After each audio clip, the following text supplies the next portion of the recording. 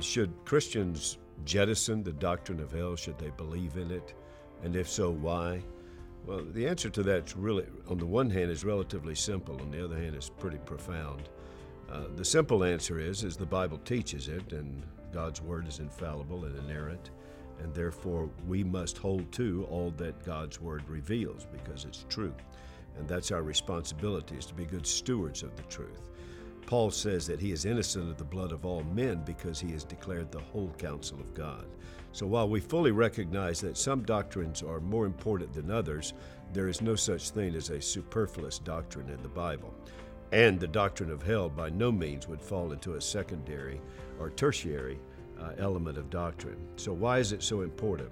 Well, number one is you can't preach the gospel without preaching the doctrine of hell. The gospel is that God has delivered us from sin, death, hell, and the grave.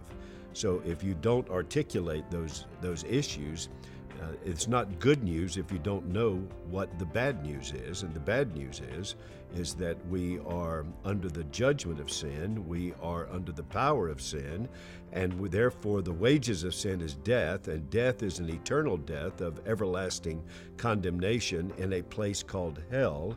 And we go there by way of death, and therefore the grave seemingly has the victory, unless you've heard the good news that Jesus Christ has overcome death and the grave because he overcame our sin, and he did that by paying our penalty. So on the cross, he endured our hell, all the judgment of God for all the sins of all of his people for all of eternity.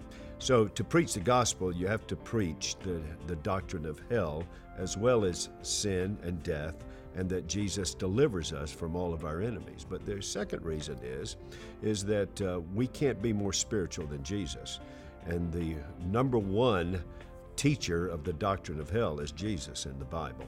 At least 2/3, perhaps more than 2/3 of the material we have in the Bible comes directly from the lips of Jesus himself.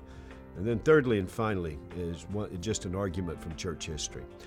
You can't have a great awakening without the gospel, and you can't preach the gospel without dealing with the issue of sin and hell. All great gospel awakenings have had a clear, robust preaching of the doctrine of hell.